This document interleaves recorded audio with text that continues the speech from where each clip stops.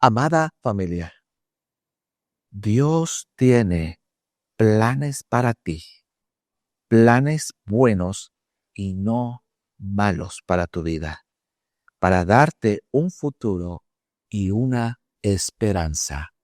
El día de ayer fue muy bendecido el devocional que tuvimos con Nancy Malacaria.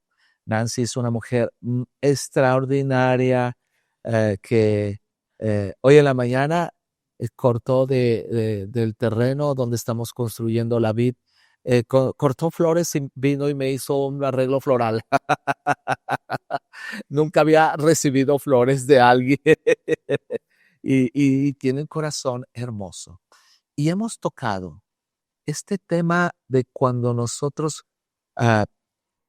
perdemos el plan de nuestra vida y creemos que todo está perdido.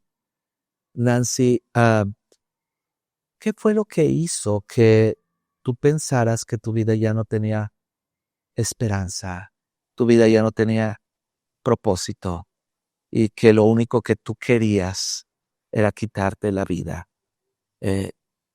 ¿Dónde fue que caíste o hasta dónde llegaste que pueda servir a todas las personas que nos están viendo y escuchando para no caer en lo que tú caíste?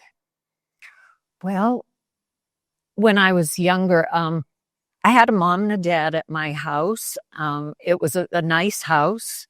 My mother was a very good cook. Everything looked very good from the outside.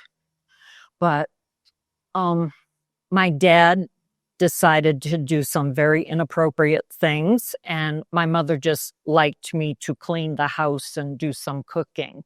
So I just realized that I didn't have any value unless I was doing what everybody else wanted, and if I had to bring home best marks from school. I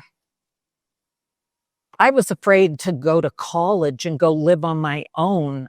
I just didn't know how I was going to do it. I didn't have any self-confidence because there was no self. So I went to college for a year, but I was terrified. I was terrified to go out on my own, but I came from an ethnic family that said, "Why aren't you married yet?" So I thought, oh, I'm supposed to get married. And so then it started a long series of, I have no value unless I have a man, and that's where I'm going to find the acceptance.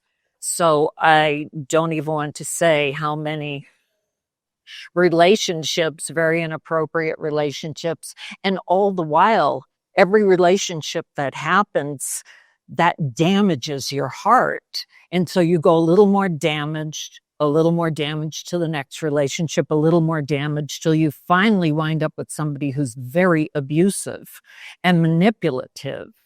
They call it narcissism, where the target is here. Oh no, the target is here. No, I said the target was here. And you think you are absolutely going crazy. And life just gets more sad and more sad every day. It was like you give up this piece of yourself and this piece of yourself and this piece until you don't know who you are and there's just no more pieces left. And you say, I have nothing else to give. There's no more left of me. Why am I even here?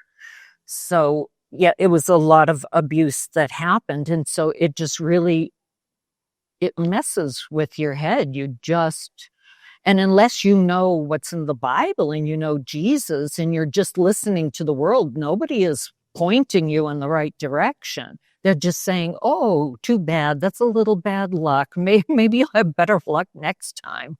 And it's like, no, it just gets getting worse and worse and worse.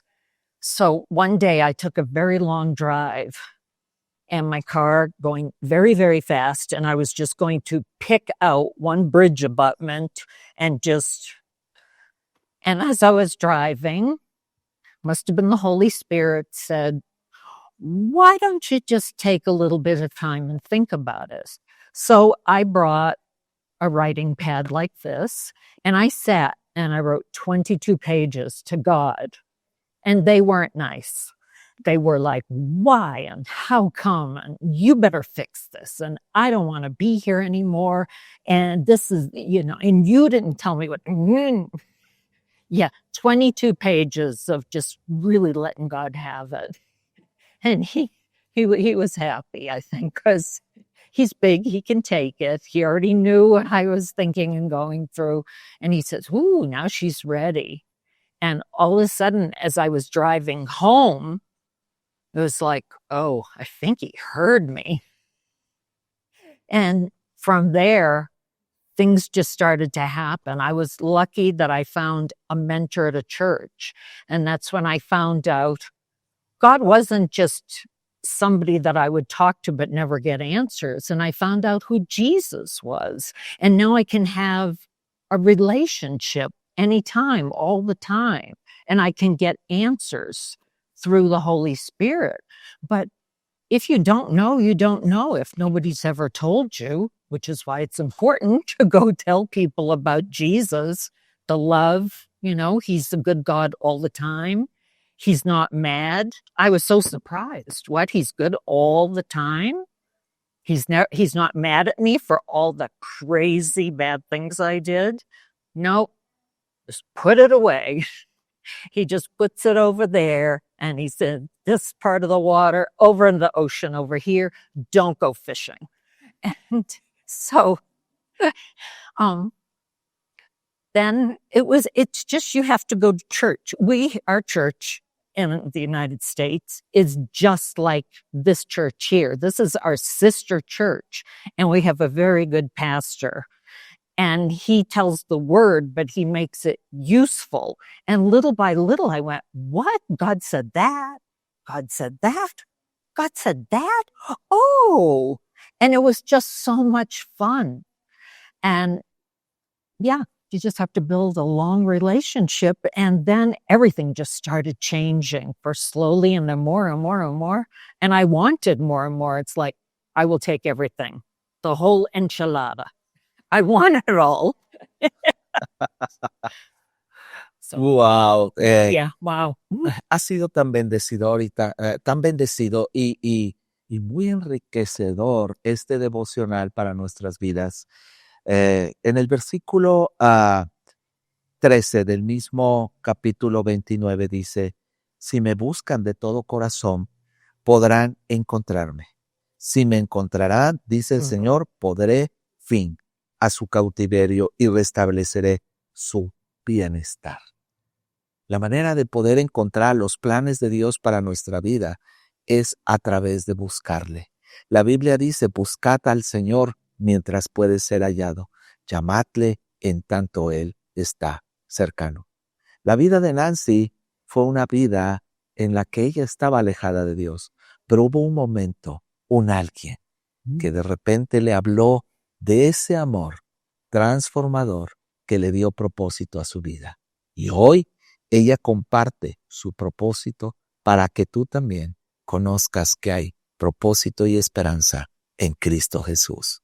Que tengan un excelente día. Que Dios les bendiga.